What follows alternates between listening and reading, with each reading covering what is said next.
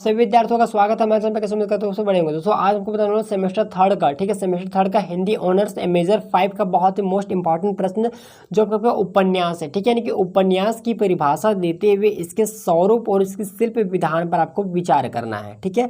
बहुत ज़्यादा ये इंपॉर्टेंट प्रश्न है कि यानी कि उपन्यास होता क्या है, उपन्यास की बेसिकली आपको परिभाषा देना है और इसकी परिभाषा देने के साथ साथ इसके स्वरूप और इसकी जो शिल्प विधान है बेसिकली उसके बारे में आपको बताना है। तो देखिए बहुत ज़्यादा ये प्रश्न इंपॉर्टेंट है, ठीक है। तो अगर आप चैनल पर नए हैं चैनल को जरूर सब्सक्राइब कर लीजिएगा ताकि आगे भी आपको इस तरीके जो है वो इंफॉर्मेटिव वीडियो आपको जो है देखने को मिलता रहेगा, ठीक है। तो चैनल को जरूर सब्सक्राइब कर लीजिएगा।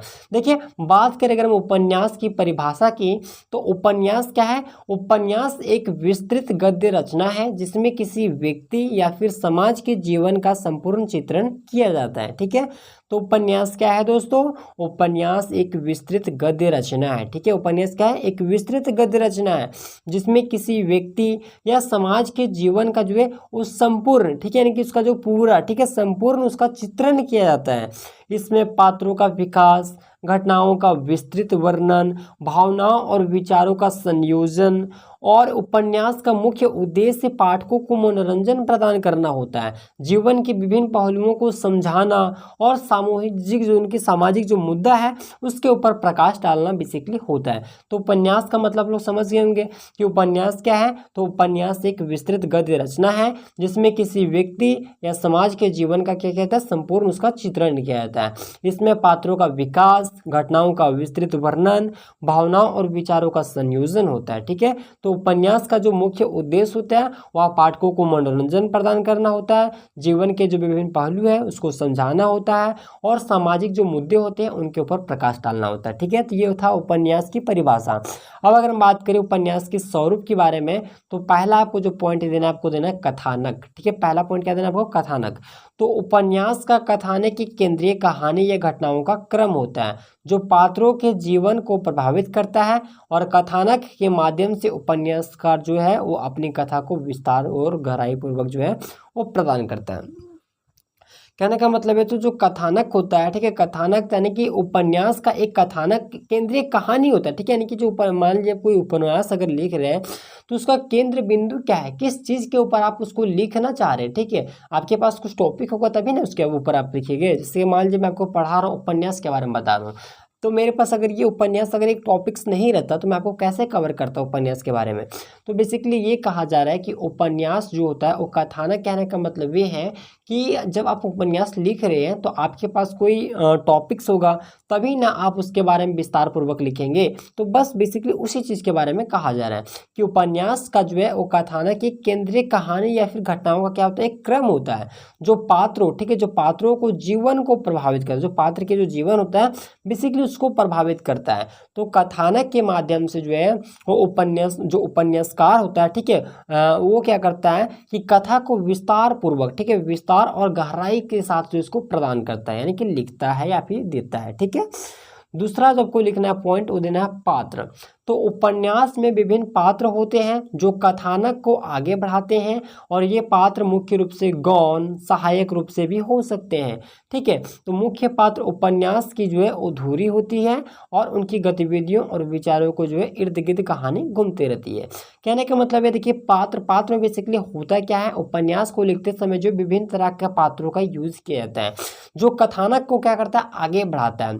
जैसे कि ये बहुत सारा पात्र हो सकता है, कुछ कुछ पात्र होता है गौण भी होता है। आप लोग देखे होंगे कि कुछ कुछ ऐसा पंक्ति लिखा रहता है जिसमें मतलब बोलता कुछ है लेकिन उसके अंदर छुपा हुआ बहुत चीज़ रहता है। जैसे होता है ना दोस्तों कि बहुत चीज़ मतलब कि जो बोलना चाह रहा है वो गौण रखता है। गौण का मतलब होता है कि छुपा हुआ रहना, मतलब अदृश्य एक तरह से कह सकते हो, ठीक है। तो उपन्यासकार में जो है वो पात्रों का विशेष महत्व यहाँ पे जो है वो माना जाता है। तीसरा आपको देना है वातावरण। तो उपन्यास का जो है वातावरण वह पृष्ठभूमि होता है जिसमें कहानी घटित होती है। इसमें समय, स्थान, समाज और सांस्कृतिक जो है वो इसका मतलब कि समावेश होता है। तो वातावरण भी आपको लिखना बहुत ज़्यादा इंपॉर्टेंट है, ठीक है। चौथा तो आपको पॉइंट देना है वह देना है विचारधारा, यानी बेसिकली ये उपन्यास के स्वरूप के बारे में बात कर रहे हैं। तो विचारधारा, हर उपन्यास के पीछे कोई ना कोई विचारधारा या फिर संदेश होता है जो लेखक को पाठकों तक पहुंचाना चाहता है और यह सामाजिक, राजनीतिक, नैतिक या फिर दार्शनिक हो सकता है। चौथा जो आप मतलब आपका आगे आपको लिखना है उस शिल्प विधान लिखना है, ठीक है। प्रश्न क्या बोल रहा है कि उपन्यास की परिभाषा देते हुए उसके स्वरूप और उसके शिल्प विधान पर विचार कीजिए। तो हमने उपन्यास की परिभाषा बताया, आपको स्वरूप बताया, अब इसके शिल्प विधान के बारे में हम बात करते हैं। तो शिल्प विधान में आपको पहला पॉइंट देना है भाषा। तो उपन्यास की भाषा जो है वो सरल, प्रभावपूर्ण और सजीव होनी चाहिए। इसमें जो है वो संवादों की भूमिका महत्वपूर्ण होती है, क्योंकि संवादों के माध्यम से पात्रों की भावनाओं और व्यक्तियों को जो है उभर कर सामने आते हैं। कहने का मतलब ये तो शिल्प विधान कहने का मतलब है कि उपन्यासकार को कैसे आप किस तरीके से इसको लिख सकते हैं, बेसिकली उसके बारे में जो विधि विधान आपको बताना है, ठीक है। तो देखिए उपन्यास को लिखते समय बेसिकली में भाषा का विशेष ध्यान रखना पड़ेगा। इसमें जो भाषा का हम यूज करेंगे वह काफ़ी ज़्यादा सरल हो, जिससे सामने वालों को समझ में भी आए, ठीक है। वह प्रभावपूर्ण हो और सजीव होना चाहिए, यानी कि कुछ भी हम जो भाषा डाल रहे हैं वह एकदम जेन्युइन लगना चाहिए, ठीक है। यानी कि कोई भी अगर उसको पढ़े तो उसको अच्छे तरीके से समझ में आए। संवाद यानी कि जो उसमें संवाद की जो भूमिका होती है वो काफ़ी ज़्यादा महत्वपूर्ण होती है, ठीक है। तो संवादों के माध्यम से, ठीक है, लोग जो है उस पात्रों को समझने में और उसकी भावनाओं और व्यक्तित्व को जो है उभर कर उसमें सामने आता है। तो संवादों को भी जो है विशेषकर इसमें ध्यान आपको रखना पड़ेगा। दूसरा वर्णन, ठीक है, वर्णात्मक शैली जिसको हम बोलते हैं।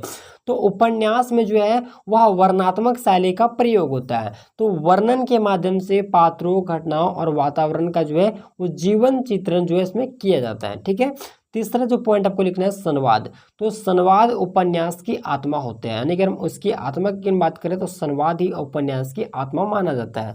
इसमें से जो है पात्रों के विचार, भावनाएं और स्वभाव स्पष्ट होता है। जो संवाद होते हैं वह कथानक की गति देने में सहायता प्रदान करते हैं, ठीक है, यानी कि सहायक होते हैं। चौथा आपको पॉइंट लिखना है दृश्य संरचना, ठीक है। तो उपन्यास में दृश्य संरचनाओं का विशेष महत्व होता है। इसमें विभिन्न घटनाओं और दृश्यों को एक निश्चित क्रम में क्या करते हैं, प्रस्तुत जो है किया जाता है, जिससे कहानी को रोचक और संयोजित बना रहता है, ठीक है। पांचवा आपको पॉइंट लिखना है वो लिखना है प्रतीकात्मक, ठीक है, यानी कि प्रतीकात्मक। तो कई उपन्यास मतलब कि कई उपन्यासों में जो है वो प्रतीकों का प्रयोग किया जाता है, जो कहानी की गहराई और अर्थवत्ता को, ठीक है, अर्थवत्ता का करते उसको बढ़ाता है। तो प्रतीकात्मकता के माध्यम से जो है वो लेखक और उसके विचारों को क्या करते हैं, अधिक प्रभावशाली ढंग से प्रस्तुत कर सकते हैं, ठीक है। तो छठा जो आपको पॉइंट लिखना है वह था ध्वन्यात्मकता, यानी कि कुछ उपन्यासों में ध्वनि और लय का विशेष ध्यान रखा जाता है, खासकर काव्यात्मक उपन्यासों में। इसमें पाठकों में मन पर जो है वो गहरी छाप पड़ती है। तो ध्वन्यात्मकता का भी जो विशेषकर आपको ध्यान रखना पड़ेगा, यानी कि जो उपन्यास आप लिख रहे हैं उसका ध्वनि और लय जो है एक विशेष ध्यान पर मतलब कि उसको बनाए रखना है, ताकि अगर कोई भी अगर पढ़े उसको तो वह उस उपन्यास में मतलब कि उस पर गहरी छाप पड़े और वह एकदम पढ़ते पढ़ते उसमें पूरा मानो कि उसमें डूब ही जाए, मतलब कि पूरी गहराई तक उसमें जाके वह आनंद लेके आराम से पढ़े, ठीक है। अब अगर हम निष्कर्ष की बात करें तो उपन्यास एक जटिल और बहुआयामी साहित्यिक विद्या है, जिसमें जीवन के विभिन्न पहलुओं का गहन और विस्तृत चित्रण किया जाता है। इसका स्वरूप और शिल्प विधान दोनों ही अत्यंत ही महत्वपूर्ण होते हैं, जो मिलकर इसे एक संपूर्ण प्रभावशाली साहित्यिक रचना बनाता है। तो ये था दोस्तों उपन्यासकार, ठीक है, उपन्यासकार की परिभाषा और इसके स्वरूप और इसका शिल्प विधान। तो मैं उम्मीद करूंगा कि आपको यह वीडियो पसंद, वीडियो को लाइक कीजिएगा। अगर आप चैनल पर नए चैनल को सब्सक्राइब जरूर कर लीजिएगा।